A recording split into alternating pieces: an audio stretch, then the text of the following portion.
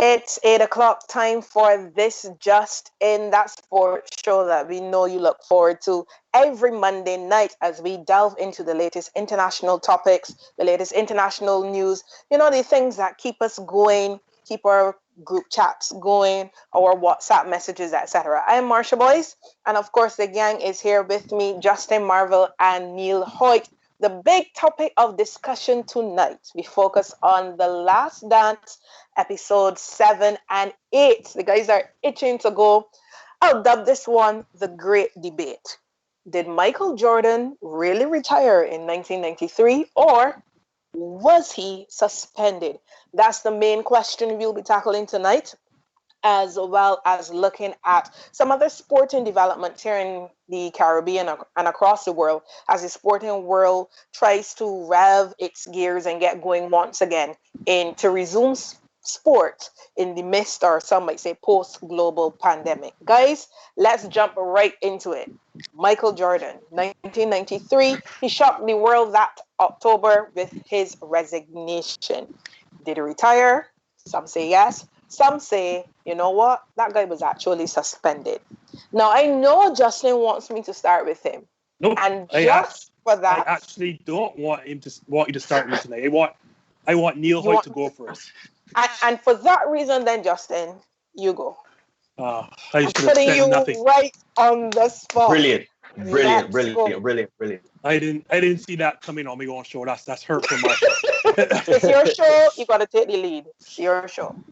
Oh, well, as Marsha started me first, and most of you wouldn't have had to know then, I do not believe Michael Jordan retired. And I have so many reasons. I wish Marsha really had started with Neil so I could counter. But let's go. What I like about the documentary has given us basis, has led us from, as we saw before, his gambling problems or gambling issues, leading right into episodes 7 and 8. Oh, where do I start? Just start. I don't even know where to start. Let's start first thing first with the timing. Michael Jordan announces his retirement in October. What the documentary didn't realize they were doing was setting up Michael Jordan to show that this indeed was a fallacy, his retirement. If you're going to retire, right, and remember the documentary did say Magic had hinted that he was going to come out and retire after the Olympics in 92. Then you had Jack McCallum from Sports Illustrated hinted at that in 92. So if that was the case, that Mike said he was tired and he was going to retire shortly after winning his third in a row in 93, why did he do it in directly off season? He had the season finishes in June. You had July, August, September to do this. And you do it in October. Why? Because as you know, October is when the league starts. And it doesn't make any sense suspending a man during, the off season. But again, that's a small little point that doesn't really point to anything up. Could retire anytime. Remember again now, Mike says his main issue at the time, as the documentary showed, his main issue was that he was tired of the media. The media was ragging on him. The gambling situation was an everyday story now. So no longer was the stories about, the Chicago Bulls winning. No longer was it Mike's performances. It was the situation with the golfing buddy he had. That book came out. Uh-huh. Then the court situation. So every story was Mike gambling. And then on top of that situation as well, Mike's father died in July. I know I'm a speculative person, but I'm not going to go down this road. I will agree that was not journalism's finest hour. But at the end of the day, the media still did tie Jordan's father, or tried to tie Jordan's father's death to his gambling. Uh-huh. Now remember, Mike saying Mike couldn't take it anymore. So Mike says he's walking away from his sport and he's retiring.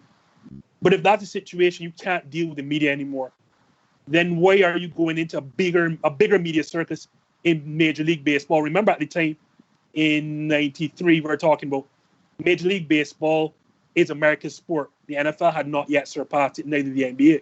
So you're going into a bigger media circus. And Jerry Reinsdorf himself showed that his circus was huge because he himself admitted he wanted to play Mike in single A baseball, but he couldn't. He had to put him in double A's because their ground could not accommodate the amount of media that was present. Because Mike should have to know that the media is bigger in baseball than it is in NBA in '93. Furthermore, if you want to get with the media, get away from the media, why don't you go to small market? Why do you stay in Chicago, where it's a big media market? And that obviously has to do because, and this is the next point, your owner, the Chicago Bulls owner, Jerry Reinsdorf, just so also happens to own the Chicago White Sox. And it still, admittedly, went on the documentary and said, he is still paying his full NBA salary. Why would I pay you my full basketball salary if, of course, you haven't gone anywhere? Because you haven't gone anywhere. Remember now, he says, I know Mike was, underpaid and he has brought in so much money. But why all of a sudden you know that somebody's underpaid? When you admitted that Scottie Pippen was underpaid and you still didn't pay Scottie Pippen his worth, or you did not negotiate his contract, yet still you are comfortable paying Mike his full basketball salary when he is not paying? Remember, stick I have a lot of... Okay. No, so we're going to deal with your first three. So you're looking at media, the timing, and that payment from Reinsdorf. Those are the three main points you've made so far. Oh, no, I have more, but that's the three points. The three you've made so far. Yeah. So far. That's the surface there, Marsha. That's the surface. So, Neil, your turn. You lay out your argument. All right. Michael Jordan retired from basketball. He had the allegations of his gambling debts and his gambling activities and stuff like that. He was being ragged on in the media.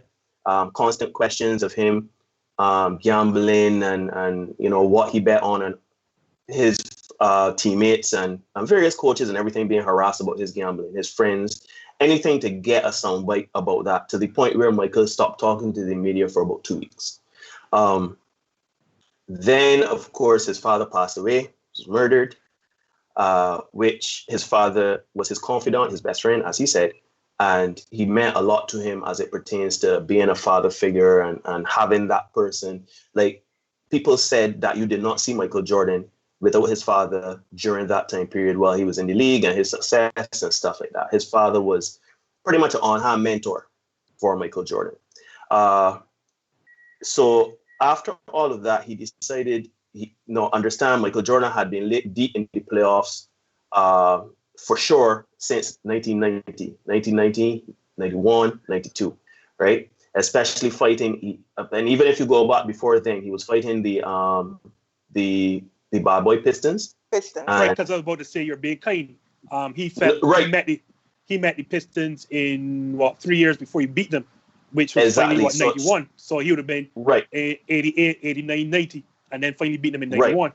So it's even longer. So the reason why I say 90 is because we're talking about finals. But if you go back a little further, he was being beaten up literally, physically, and to a point emotionally by the Detroit Pistons. He had to work on his body. He had to sharpen his mind. He had to get on his teammates to get the best out of them.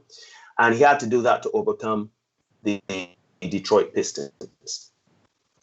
Then he had to do it again in 1992. While he did it again, he then had to go on the Olympic tour. So he had little to no rest for many years, right? And obviously, if you're the most sought after athlete in the world, the biggest celebrity, you're getting constant media attention and you can't go anywhere. You can't just relax. You're constantly in demand with all of your endorsements, your sponsorships, the certain charities and various things that you're into. You have to, always present yourself and always have to be in the media spotlight. You always have to be in the public spotlight. Like, there are moments in the documentary when you see Michael Jordan having just moments, quiet moments to himself, and he was like relishing it because he is always in demand. So physically, emotionally, mentally, you are drained, right? You've accomplished everything you've needed to accomplish. And even people close to him saying he was thinking about retiring from basketball since 1992. Basketball since 1992. He would go and play baseball. He was thinking about that. The only reason he was coming back was to do the three-peat. So that you mean to say that he said he was going to play baseball, because before the documentary or before episode 7 or 8, we saw nothing about baseball. But carry on. Go ahead. All right, that's fine. Keep Right. cool. So then he retired. His father died, and he retired. He won everything. He did everything, and he rode off into the sunset. Now, to your points, you believe that he was suspended. So, what were the points again, Marsha? That he was talking about his media, right? Media, the timing of the announcement, as well as the payment from the White Sox owner. I remember Right. Reinsdorf's comments were, sorry, they didn't quote this. I had no reason to pay his full basketball salary other than Mike was underpaid for all this time, and he made a lot of money for a lot of people. Those are his exact words. Go ahead. Okay. Good. I'm so glad that you, because I remember that quote vividly too. I'm going to get there. Let's go down the line. Media. Now, transitioning from basketball to baseball, there will be still a media frenzy and a media circus. But you know what? The narrative will be different. The narrative now is, can Michael Jordan play baseball? Can he cut it at that level? His teammates will be asked, is he as good as you see? You know, yes, he can still get gambling questions, but not nearly as much as if he remained in basketball. Good. So hold on, that's not. I wish that we had phrased this a different way or put this conversation a different way. Remember, even him, he couldn't take it in baseball. Remember the Sports Illustrated cover when pitchers finally realized stop throwing fastballs, don't he? Breaking balls, you get it. Breaking balls and curve balls. You remember the front of that essay cover? With him missing a breaking ball by a mile, and he couldn't, and he stopped speaking to Sports Illustrated for that. So I'm saying, you couldn't stand the media. What did you think was going to happen when you go to AA baseball? I hit 200. I hit in 200. No. Hold on. The argument is not if the media was going to be on Michael Jordan. That's going to happen. We're talking about if the media was going to be on Michael Jordan for gambling. Exactly. Doesn't him going to play baseball change the narrative? Because after that, if you realize everything was about his performance as a baseballer and not so much the gambling allegations on his father's death. So is that not making my point here? Wait, no. Because if you will let me finish, if you realize, right, if Jordan had cut tail and gone home and done nothing and hid from the public eye, essentially you're leaving the media to speculate even further. Why has he retired and is doing nothing? Why has Michael Jordan not spoken to the public? If you leave the media to their own devices, as you know, the media will find something to talk about. So you have to keep them occupied. He loves baseball. He doesn't want to play basketball anymore. And he knows that give the media something to talk about. I can play baseball. And let them follow me to become as best a baseball player as I can. Which really didn't work out. So, y'all can hear me? Yes, we can. Loud and clear. And for those just joining us, before you continue, Neil, for those just joining us, this just in. Tonight's main topic of discussion is The Last Dance. We had episodes 7 and 8 this weekend, and our big topic this evening is: did Michael Jordan really retire in 1993, or was he in fact suspended by the league for his gambling and the allegations surrounding that? Gentlemen. Right. Neil, you can go ahead. So that is the media that I have covered, right?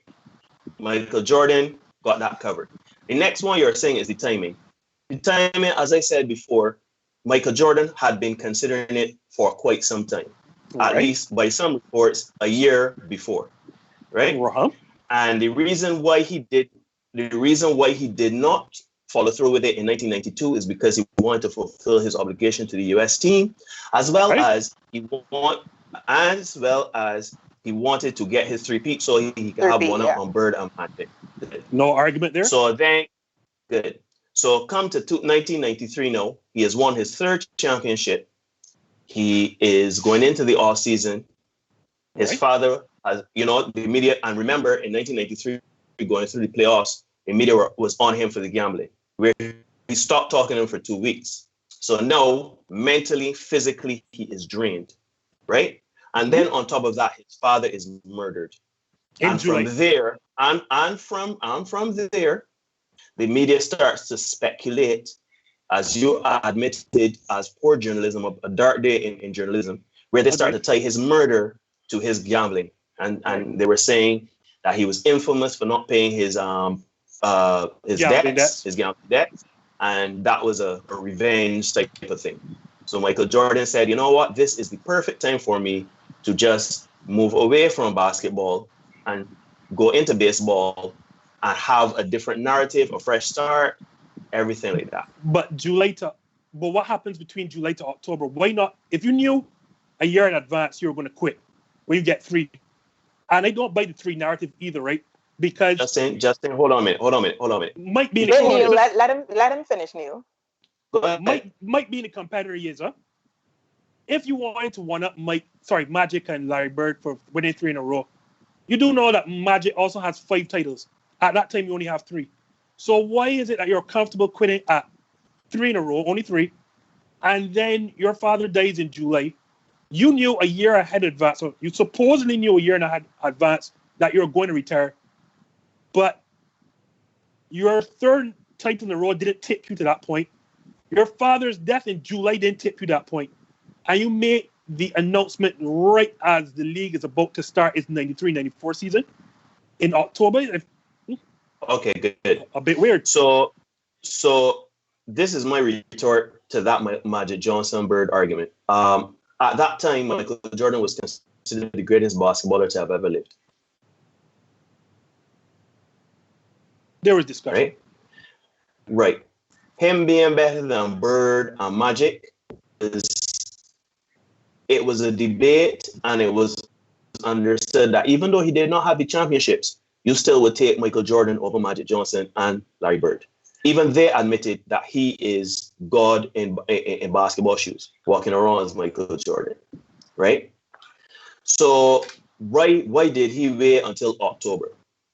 The only thing we can do is speculate here, and if we're going to speculate, I'm going to say, he had just lost his father. The funeral was in August. There was a murder investigation. There was time for healing for his family. He was a big influence on his life and his family's life.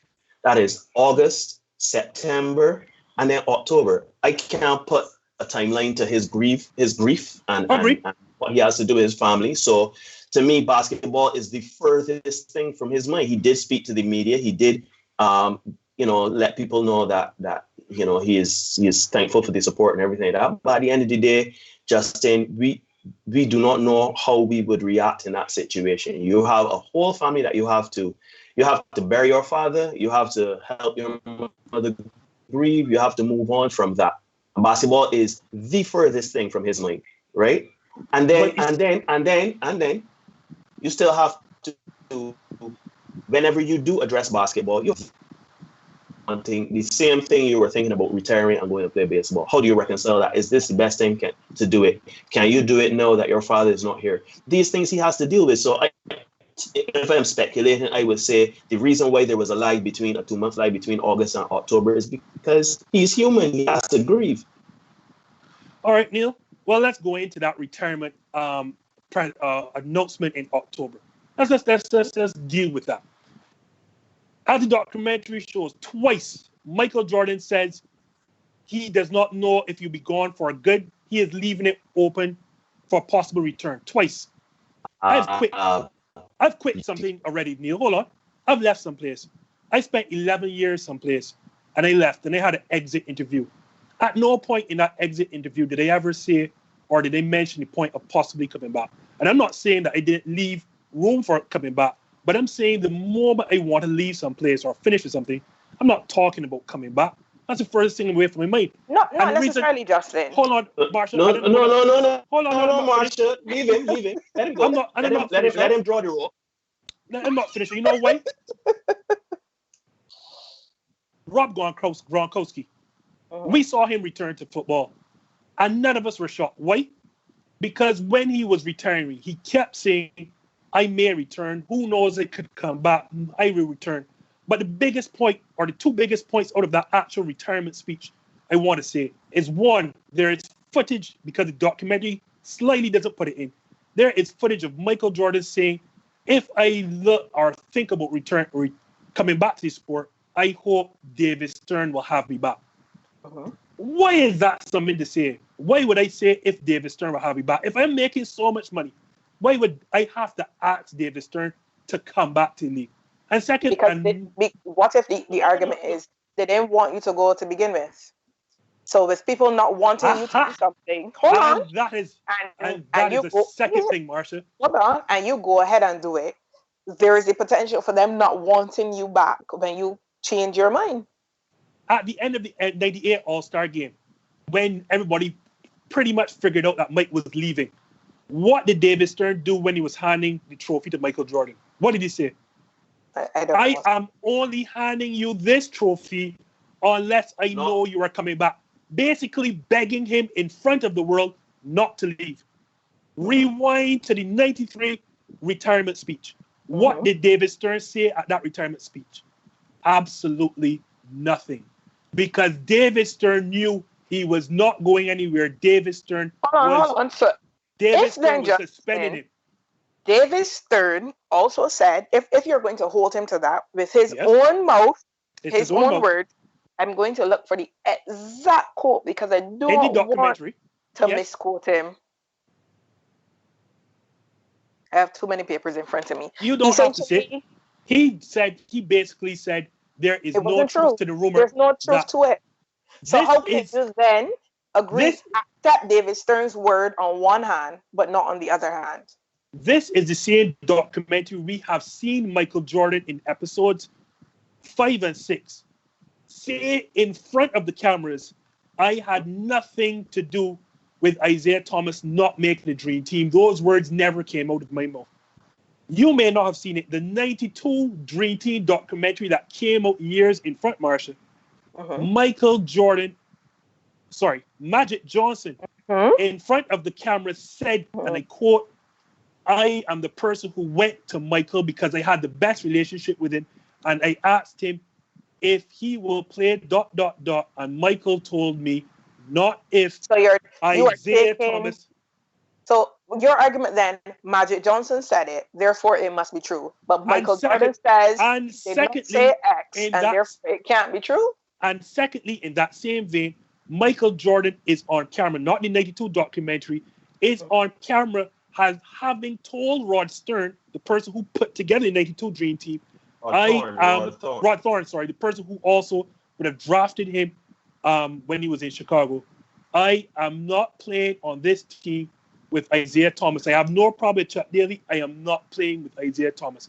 And I say all that to say everything that you're not, if you saying, because I don't want to skew the argument too much, but one point, saying that you're not playing with a man isn't saying don't pick him, That's not your decision to make. So to me, you can't put that on him. Remember, he's on my team. The point I want to make, remember this same documentary, Michael Jordan said those words were never uttered. He said he didn't stop him. No, he said his name never came out of him. That's what he said. He never addressed Isaiah Thomas. That's what he said. And we have found out that that is not the case. So to address you and Neil, I am not to believe everything that is being said in this documentary when I know this documentary is for the sole purpose of Michael Jordan controlling narrative. This is what I know this documentary is for. All right, man, hold on. Go ahead, Neil. Go ahead. Right. So, first thing, Marsha, I appreciate you as host. I really do, because you're helping my defense here. I was gonna get into all of what you just said about he's taking quotes from one place and not the other, but let's go past that. Right. You're basically saying you're doing something that's very speculative, and if I were to do something that was speculative, if I were to speculate as well, I would say that Michael Jordan, you're saying David Stern did not say anything at the meeting and at the press conference, and Jordan said that, if he has me back, and you went to Gronkowski. Michael Jordan, I believe, since we're speculating here, I believe Michael Jordan wanted a break from basketball. I think he wanted to. I think he was arrogant enough to think, you know what? I'm going to go out on top at basketball, and I'm going to reach the mountaintop in baseball and become the greatest athlete of all time. And if it doesn't work out in baseball, I'm going to have the NBA my safety net. So why not? Right? No. Hold on. Why not say that? Because that's arrogance. That is arrogance. It is arrogant for him. We've seen the man in the entire documentary. Hold on. It is arrogant for him to come in his retirement press conference and say, you know what? I am retiring from basketball because I've achieved everything I needed to achieve. I'm going to go and play baseball because... Hold on. Let me finish. Mm-hmm. He said he was going to play baseball. He said he's going to give it 110. But the combination of him wanting a break and him understanding that the NBA will welcome him back with open arms, to me, that is an extended vacation. As to your point of him saying, if David Stern has me back, we all know Michael Jordan is a charismatic guy. We all know that side of Michael Jordan that's very playful, especially when it comes to the media and people around him. Of course, I don't see anything wrong with him saying if he will have me back with David Stern, as you pointed out, did the same thing in 98 when he said, I ain't giving him this award unless he promises to stay. So why did he say at the press conference, why did he beg him to stay in 1993? Because... Who is to say that did not happen off camera? But hold on. But he did it in front camera in 98. He did it in front of camera in 98. But 93 was a more ticklish situation. I was just about to say, this man is retiring because of the men. He would have had a conversation with both Jerry Reinsdorf, both Phil Jackson, and I am sure David Stern. When David probably asked him why, he probably said, I've had enough. I am tired. I'm frustrated. My father's died. All these things combined. I need to go. I need to go. I need to find something else to do. I won't play baseball. That's what my father wanted. How David Stern could come and beg the man then? Michael Jordan says that in the public. He says that publicly come and beg him, yes. Mm-hmm. And then he can come and say, David, what you got to say about it? Please, Michael, don't go. I am not going to sign your resignation papers because I want you to stay. How would that look to the media from David Stern? And David Stern's... You mean the same... I'm sorry that Marsha put this here to start me first because this show really not gone where he wanted to go. So let me start... Go how you want it to go. If you have points to make, your points should stand on their own. Well, let me make all the points now, and let me stop beating around. No. Hold on. No. Marsha said 3 points. There's a third point I want to get to. The third point you said earlier I want to get to. So before you go into any more points, let us talk about Reinsdorf paying Michael Jordan his basketball salary, full basketball salary, not prorated, not a part thereof, not over a period, not suspended, his full basketball salary. I watched the documentary, so I just make it sure. So this is my thing, right, Justin? We are going on what we are presenting. Right. Unless we go and do investigative journalism, where we go and pull up his friends, his families, we can't talk to David Stern, unfortunately, but if we talk to people like Jerry Reinsdorf, if we talk to teammates, if we do that level of investigation, we may uncover something different. We may not. However, what we have to go on is what was said in that documentary. What did Reinsdorf say? Hold on. I get in there. It's a build-up. We only have to go on what he has said. Jerry Reinsdorf said, I continue to pay him his basketball salary because he felt that he was underpaid and that he made a lot of people for a lot of money. What you are doing is you are comparing Scottie Pippen and his value towards basketball and the NBA to Michael Jordan, who has globalized the sport. No. I'm not comparing to. I am showing you the modus operandi. I am showing no, because you're distorting my argument. I'm not comparing to. I am showing you how Reinsdorf. I am giving you a basis of how Reinsdorf has operated.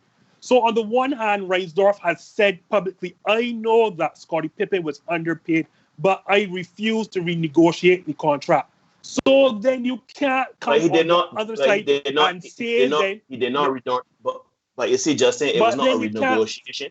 It was not a renegotiation. Exactly, but it's even worse. This man has retired, so he is no longer playing basketball.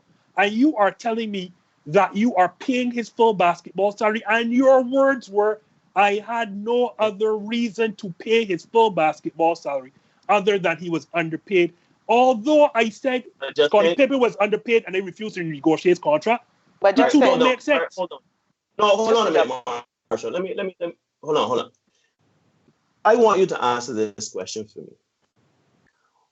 If you were to guess a monetary sum or the value of which Michael Jordan meant to the NBA and to basketball in the 80s, especially knowing that in the 70s and 80s, basketball in the NBA was atrocious. It was bad. They were doing off-court activities that were illegal, etc. Mentioning cocaine is a show. Yeah. What would you say was Michael Jordan's value to the NBA and to basketball, as particularly in the early part, in the transition from the 80s to the 90s? If you want, I'm going to even go as far as to tell you, in 1993, I suspect, and this is not me well known, I suspect Michael Jordan's value to the NBA is $100 million. I suspect that. And it's not $100 million of today's money. This is $100 million of 1993 money. Back then. Back then. Yeah. So everybody got rich. Everybody ate while Michael Jordan was in the league. Everyone. Right? He is pretty much an investment. Mm-hmm. Good. I do not see a problem with an owner continuing to pay off his salary of $3 million a year for the next 2-3 years, because at the end of the day, months. Right? At the end of the day, Michael Jordan, $3 million to pay him for what he has done and contributed to basketball, to the Chicago Bulls, and to the NBA is a paltry sum. But Neil, to give to a man that's done so much. So I'm saying But I know your with point. Your point is, the problem is, I agree with you, and if I was in Jerry Reinsdorf's position, I would do the same. The issue is history has not shown that Jerry Reinsdorf is that guy. Jerry Reinsdorf is known for being cheap. Hold on a minute. Jerry Reinsdorf is not that guy. He's not that guy. But Justin, I would disagree with you from the standpoint that these are two different arguments, in the sense that, okay, Pippen negotiating a bad contract and signing that and being paid that, even if you think he should be paid more, is one thing. Jerry Reinsdorf, for me, his decision was a business decision because it does two things. One, the visibility he gets for his other teams initially, from initial sales, et cetera, you can't put a dollar figure on that. Two, it is almost a gesture of goodwill because you already feel, you know what, this man can't stop out for too long. This man is going to come back. But Jerry Reinsdorf showed no goodwill before. Hold on, no goodwill in the sense that you want to hold on to the league's most marketable player in the event that he changes his mind, and you think he's going to change his mind, that he remains on your payroll so that when he decides, okay, I'm ready to come back, it's not enough free for all, everybody open up. I already have it. No. I'm going to address that point. Hold on, Neil. I'm going to address that point. Marshall, when was Michael Jordan drafted? 1984. I can't remember. Michael Jordan was drafted in 1984. When did the Bulls start winning titles? In 1991. Mm-hmm. The Bulls became more profitable as they won. And they did not win immediately with Michael Jordan coming. So just as important as Michael Jordan is to the league, I'm not going to say Scottie Pippen is but Jerry Reinsdorf is no idiot. Jerry Reinsdorf knows full well that Scottie Pippen is very critical to the success of the Chicago Bulls. Hold on, Marcia. And he refused. He knew how much money that entire Bulls team, because Michael Jordan does not make that money to Jerry Reinsdorf by himself. He knows full well. Jerry Reinsdorf has never been, and y'all keep forgetting, because we're looking at 1993 with 2020 eyes, and that's a problem. Let us not forget the human being. No. Jerry Reinsdorf is not the guy to spend a bad cent. Exactly. So why is he paying hold on, Marshall. Hold on a minute. Hold on a minute. That business decision. Hold on a minute, Marshall. Marshall brought up a very good point, right, Justin? Michael Jordan has gone to your White Sox.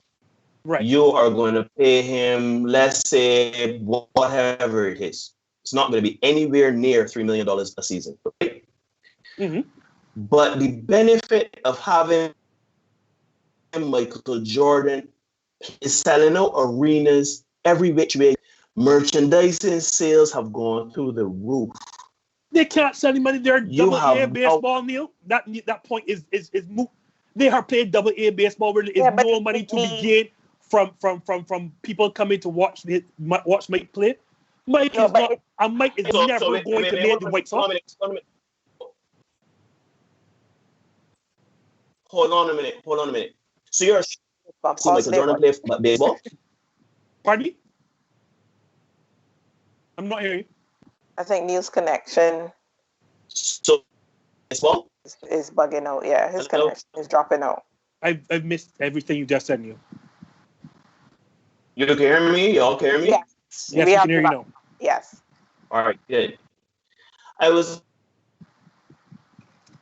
Spoke too soon. asking you, so no one paid to... Hello? Yes. Hello. Y'all can hear me? Yes. Right. Y'all can hear me? Y'all sure? Hello? Yeah, we can hear you now. All right, good. I'm saying, did anyone pay Michael Jordan did anyone pay to see Michael Jordan play baseball? Not through White Sox, because he never made it there.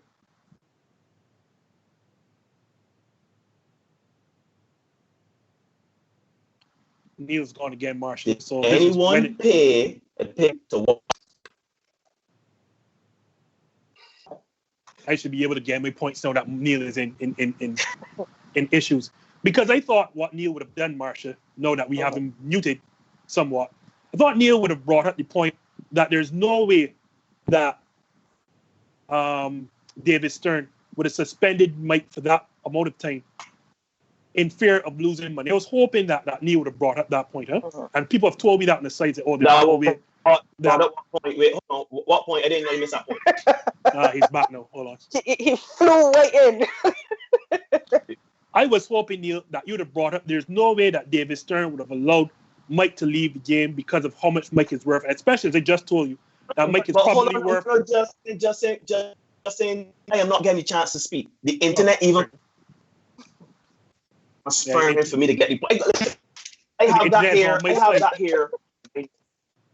Yeah, they have my counter arguments waiting.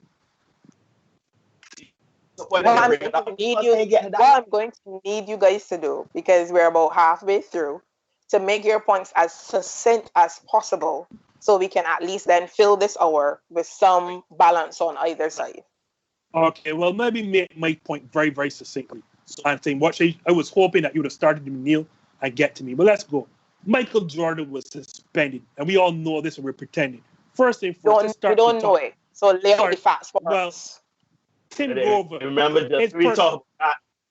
his personal trainer, Tim Grover, said, and quote on documentary, asked him, "Where are you going to play baseball? Because your body is going to be damaged, and you have to reconstruct your body to become a baseball, or when you get back to basketball, you're gonna have to redo your entire body."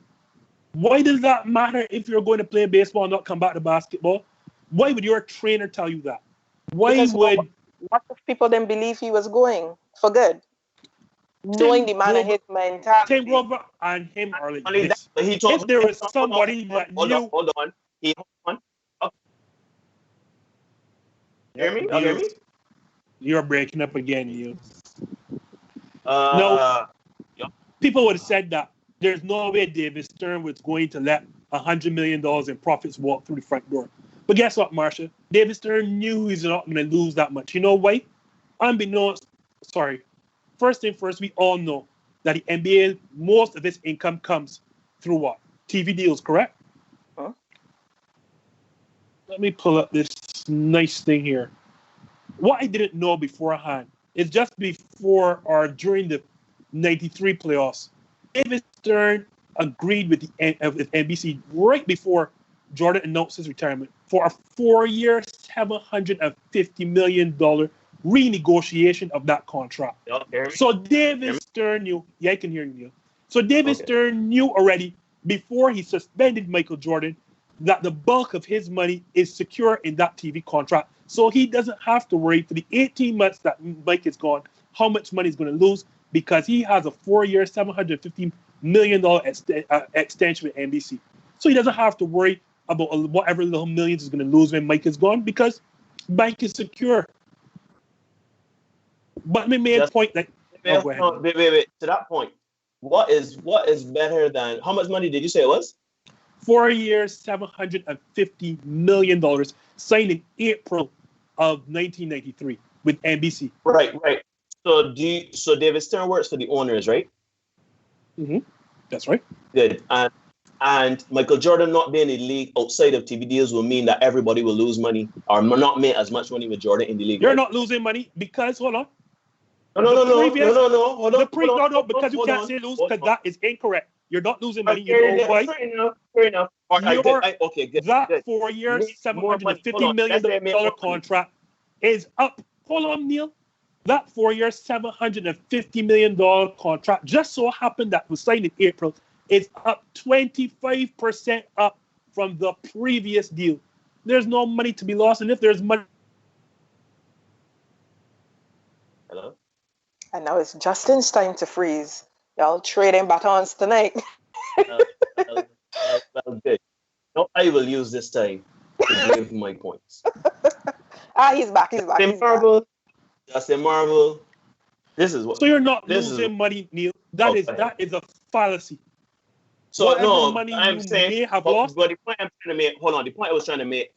You know what's better than making $700 and how many other $1 million? Making $100 million. Sorry, making $1 billion. Sorry. Exactly. And Michael Jordan in the league is money.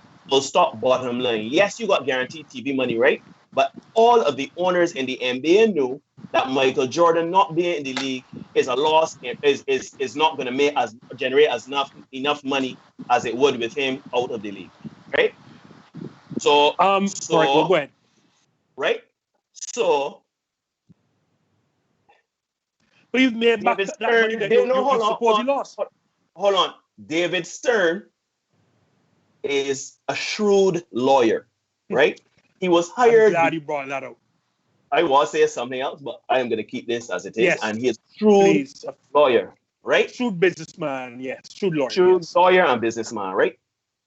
Anyone that has any inkling to do with money and business knows that Michael Jordan outside of the league for a week is not going to generate as money with him in the league. Agree. So for him to suspend Jordan for 18 months, that is a season and a half. Mm-hmm. For him to suspend his most bankable and the most bankable asset he has ever had in any sport at any time would be a waste of time. No, Neil. No, here's the biggest point I wanted to make from the start. Huh? I agree with you there. Huh? And it baffled me because you and Larry have constantly asked me what sense does it make to suspend Jordan for gambling if indeed, as you said, he's going to lose money. Huh? And I kept thinking.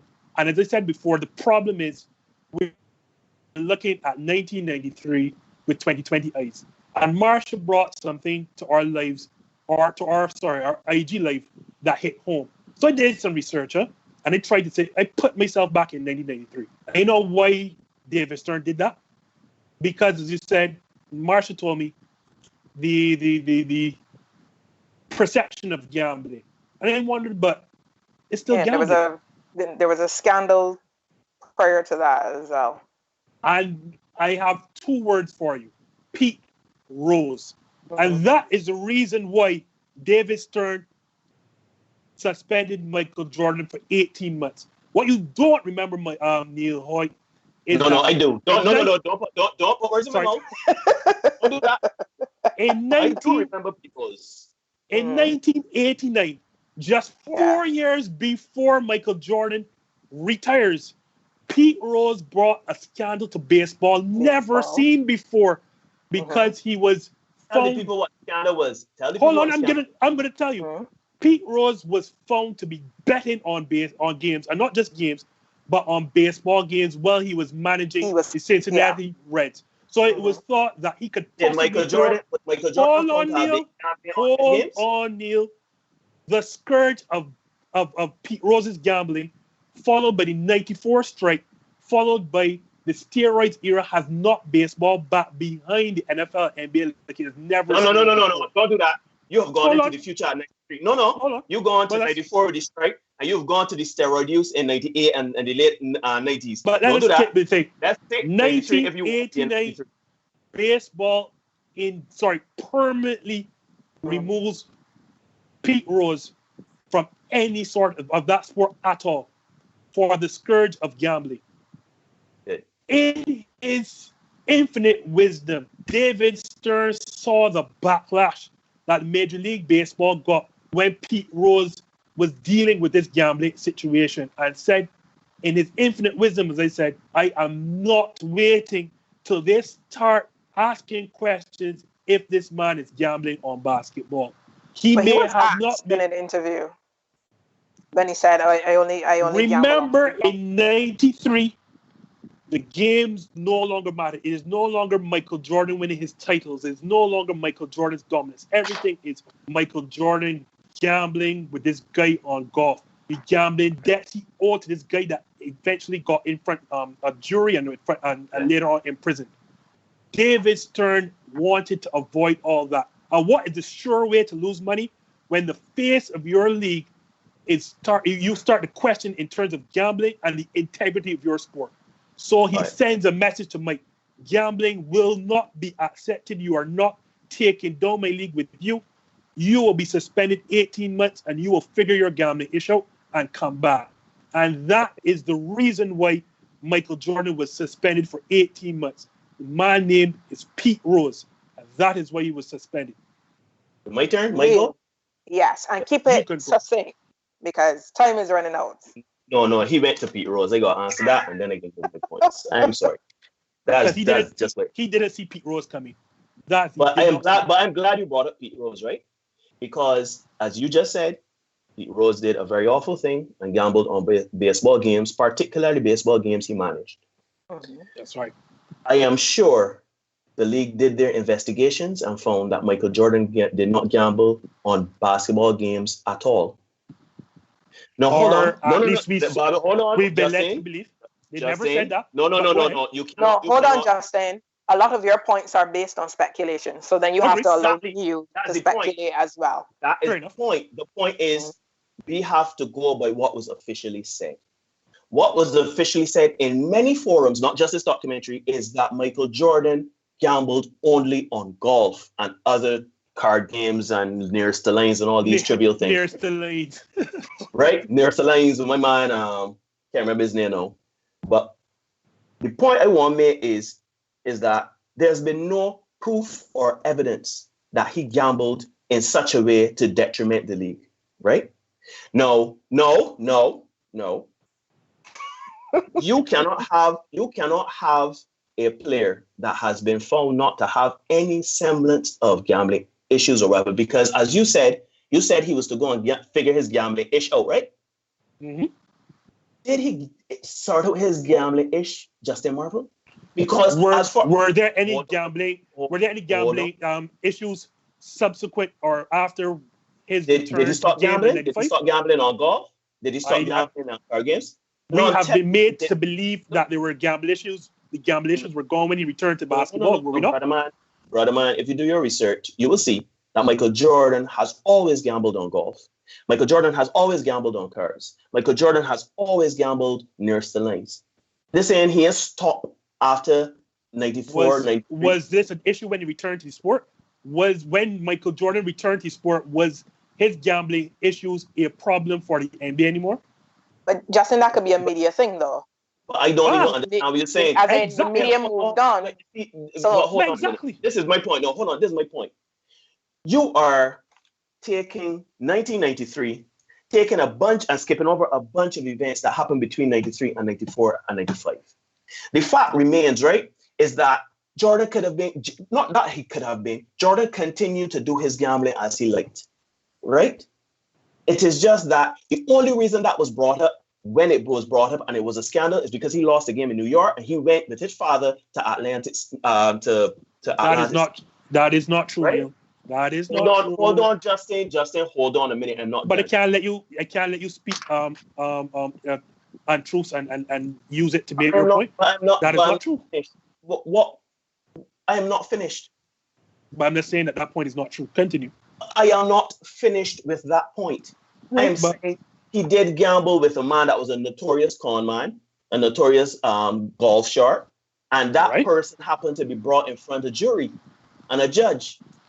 And also the subsequent. So hold on a minute.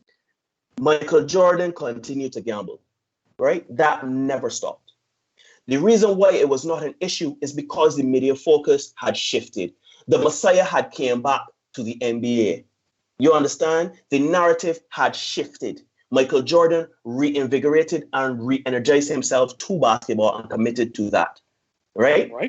Within those 3 years, the only thing that may have changed is who he gambled with, but Jordan still gambled, right? So I am saying, Marsha brought up this is me going into, let's wrap up this segment, and I'm going to go to my succinct point. I know that Michael Jordan retired from basketball. Yes, I know that he retired from basketball because it is too much of a speculation. It is too much of a stretch to bring credence to him being suspended. The fact remains is that Michael Jordan, being who Michael Jordan was, is a very unique individual in the history of sports.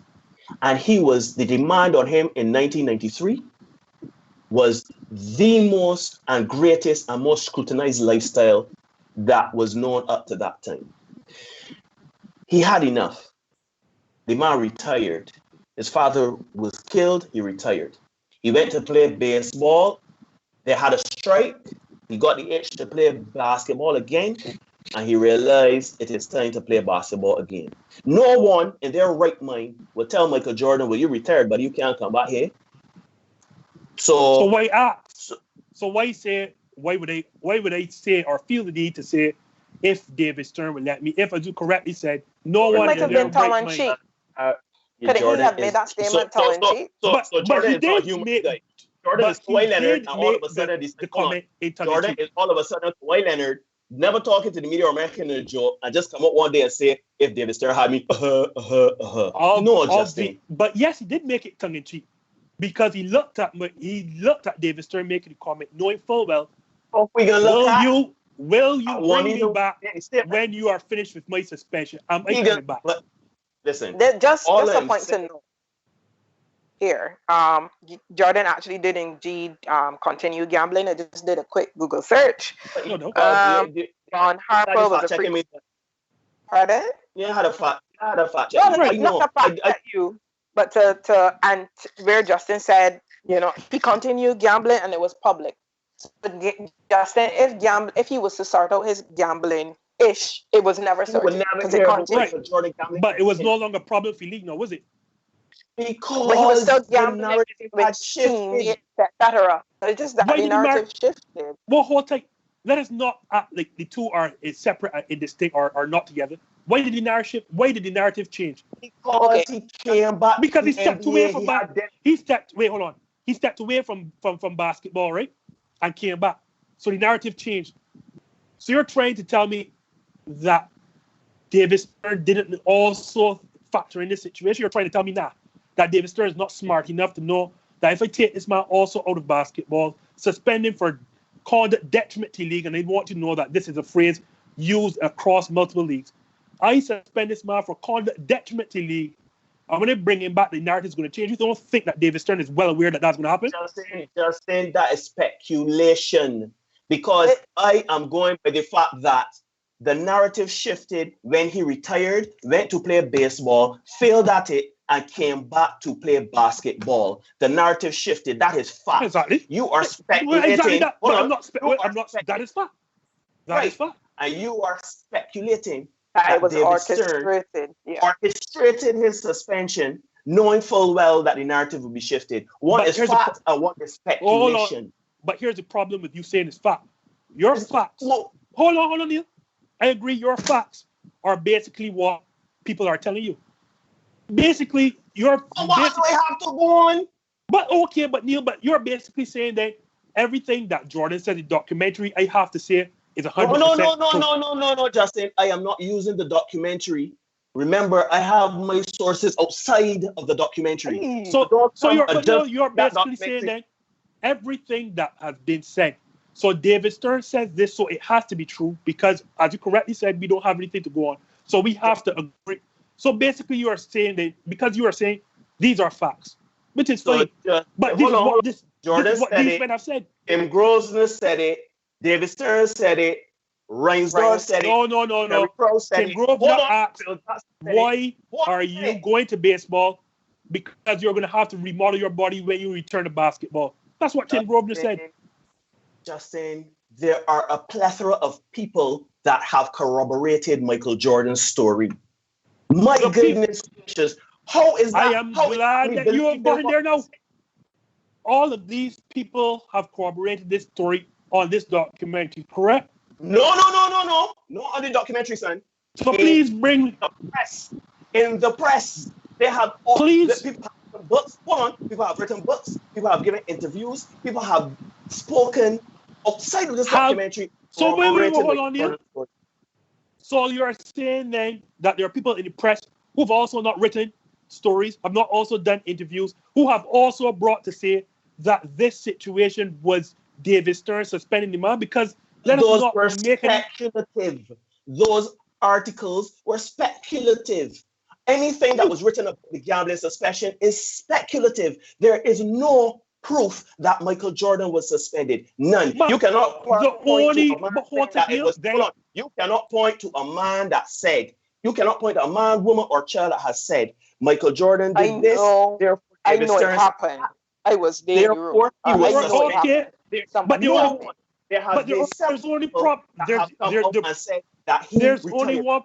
only one problem with what you're saying, Neil. To say to court that these are facts. There are only two people that are going to know for certain what happened. Oh my goodness! And one man is dead. Hold on. This is why this argument. Neil, hold on, Neil. I want you to admit, there are only two people that know for certain what transpired, and one man is dead. Hold on a minute, Neil. Justin, you said, wait, I can let you go. Justin, you said there are only two people who know what transpired, right? Well, three, sorry. Let me go with your two, one of whom is dead. And both of these people have publicly said in nothing so. So then on what basis if you're saying one of these men have been proven to lie on the same documentary, which is why I brought up the G3. But Justin, you cannot say only X amount of people know what happened, and these said people are saying, you know what, this is not true, and then say, but them lying. That you're doing some mental gymnastics there. But you can't come and tell me that these are facts when I have only a handful of people to go by, and those people. Neil, do you have definitive proof? Do you have the document that says here in your retirement paper there is no suspension? The answer is no. There are three people that know. There are three people, Neil Hoyte, that know that this man is either retired or suspended. And I will name the three people for you. David Stern, rest in peace, he is dead. Michael Jordan, who has crafted this documentary to make sure to control the narrative. And Jerry Reinsdorf, who has a stake in money made for making sure that Michael Jordan is around back. Said it wasn't so. All three have said he was not so. But Neil can't say all these interviews and this and that. Then there are only three people that know for certain. But there are only three. Wait. I can speak. So they're not. No. Go ahead. So they're not 50 people. Then can I speak? Then the whole league office. There are three people. A lot of words in my mouth. Can I speak? Go ahead, Neil. Go on. A lot of words in my mouth, right? I do not agree there are only 3 people that know this for sure. None of us know exactly who know. You speculating again. You have no idea if it's, hold on, Justin Marville. You cannot definitively tell me only 3 people know this fact. You cannot. You cannot definitively tell me that these are facts. Justin, let him finish. You cannot definitively tell me who knew this entire situation in and out. However, what I have seen from the various interviews from various people that have been around Michael Jordan, around, outside, and beyond this documentary, they have all said Michael Jordan not only retired, but was thinking of retirement a year before. This is not... So you want me to take that as gospel?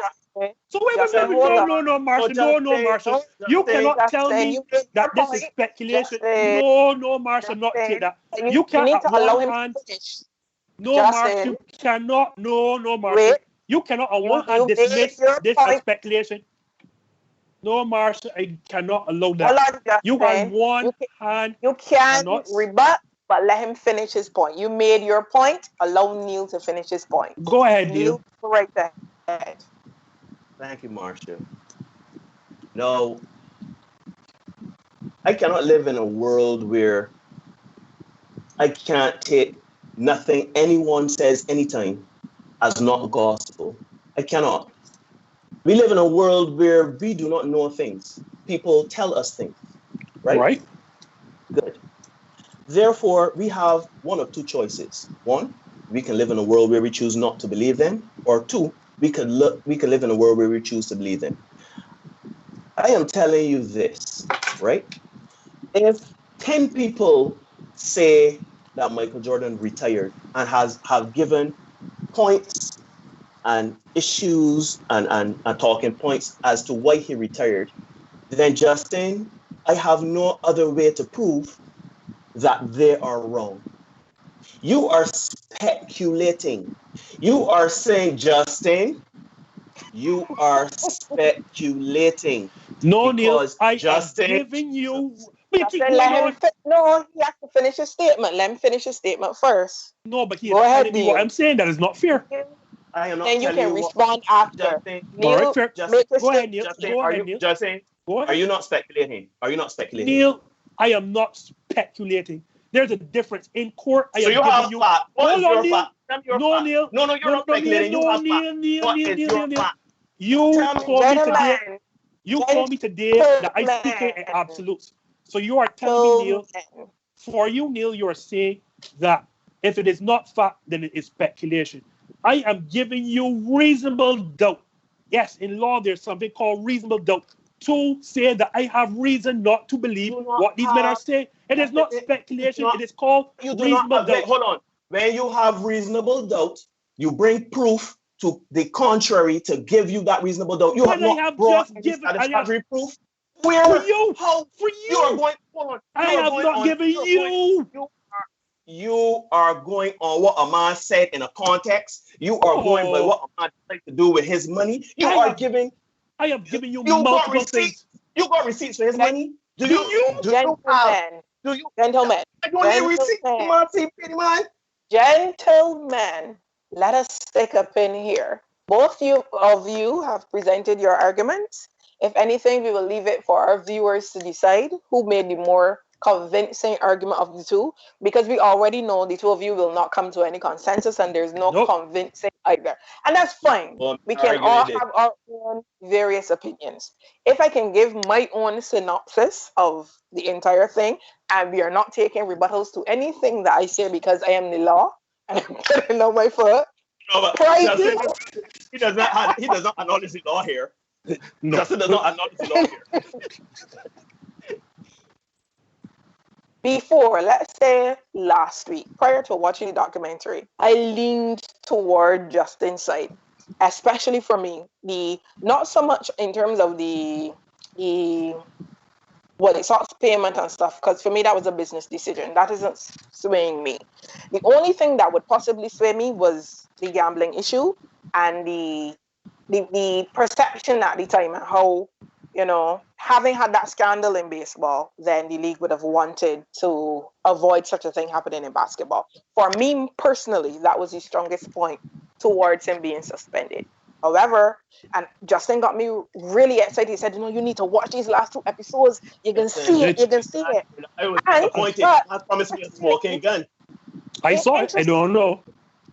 Having watched the documentary, it pushed me, episode 7 or 8, it pushed me right over to the other side. Because I was actually on your side prior to this. Having watched episode 7 and 8, it pushed me over to the other side. And I can just God. Right, I found a smoking gun, all right. Well done, Mike. Well done, Mike. Maybe you can argue, Marshall real gullible and these people do a real good job. But the fact is, I was looking for, a little nugget that I could hold on to. That would say, yes, boy, he was suspended under Hoyte up. But when you really look through it, and for me, I paid a lot of attention to the mental aspect of it. And anytime that he realized, you know what, I can't do this, he was willing to walk away. And for me, that was the telling part. I made some quick notes in terms of some of the things he said. I fulfilled my responsibility to the team and to the city. He didn't close the door on the prospect of returning, but he said he was at peace with his decision. I needed a break, and my father just passed. When they asked him about baseball, Jordan said gospel, Marsha. You can't tell what Jordan says gospel. When they asked him more about, the decision why baseball, he said, my father told me I was doing the right thing. And for me, that was very telling. Jordan's basketball identity, his basketball ethos was synonymous with his father. And I think we are underestimating the impact the loss of his father had on him, which was then magnified.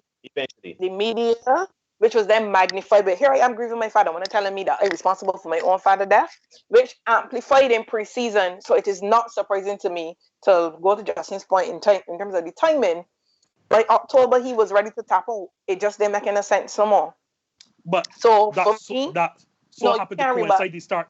I'm just throwing in a point that happened to coincide with the starting league. Yeah, because the media attention picked up in preseason, and he realized. And remember, he was already tired from the end of the 1992 season, playing another season. All tired. My father just died. When they're telling me that I'm responsible, no, I offer this. Like, I don't really need this in my life right now. And he's the sort of player that if my head in there, I can't perform on the field. And it showed out then in other areas where I figure, to me, nobody would have expected him to. Anybody who knew him would have known he would not have stayed away forever. That's just how it is. That basketball itch is real for him. That's a reality. I can't say that. No. You can't. Which is fine. You are entitled to that opinion. But that basketball, you can't just tap out like that. It does not happen. One practice and a strike, and boom, we back in the grind. What I will say, right? Mike had done a. I wanted to make one. The level of vulnerability and the outpouring of emotion surround him. That man laid him on the floor and bawl, literally bawl. So to me, when you think about how much his father was entrenched in his basketball life, I can see why, to me, sitting out that season is a no. But Marsha, I would even add that not even to his basketball life, to his sporting life. And his entire identity, as the people say, you never saw Jordan without his father. The problem is, right? The issue is, again, you all keep bringing up points. Unfortunately, James Jordan is dead. So to tell me that James said, and this is Mike, this is not you all, I mean Mike. For Mike to tell me his father wanted him to go and play baseball, well, the man could be laying on his father. But his family members said that. But again, his father is not there to corroborate the story. So the family members corroborated. And this is the last point I want to make now, right? Because me and Neil do agree on this point. This documentary is not just per chance, huh? I always wondered why you're trying to get me into your argument, though, right? I love it. No? I always wondered. I know my opponent. Just let me say that. Marshall always wondered why a documentary is filmed in 1998 happens to come out more than 2 decades later. And, the funny thing is, the documentary obviously supposed to show the trials and tribulations leading up to the 98 season, to show you that it was hard. It was not an easy path. Huh? And we've seen everybody speak. We've seen, Mike. We've seen Scotty. We've seen Dennis. We've seen people from his personal life. We've seen his father. We've seen his mother. We've seen his brother. We've seen his best friend. We saw his personal trainer. But Narsha, it never struck you funny that there's somebody missing from this entire situation? It never struck you there is one person that it never struck you funny, right? That during all this time, that the person probably closest to him never, ever, ever makes an appearance, never is mentioned, never speaks. That is not my place to speculate. That's just a line I just find it funny. Marsha, find it funny. Not my place to speculate on that, sir. I just find it funny, Marsha, that everybody that speaks or has a major speaking role in this documentary, not just for basketball, his personal life, speaks so highly of Jordan, and there's one person missing. Do they all speak highly of Jordan? I don't want to call him, but there's one person. Do they all speak highly of Jordan? Even the people who do not speak, quote unquote, highly of Jordan, don't go and they don't give you enough of a negative light to say, wait, hold on a minute. Because even Horace didn't even go as far as to detail all the stuff that Mike supposedly did to him. But the one person that could possibly make him out to be a true villain in this series, we have not seen. And I'll leave it at that.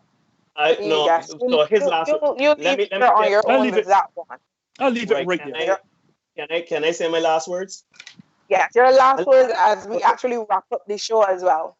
Yes.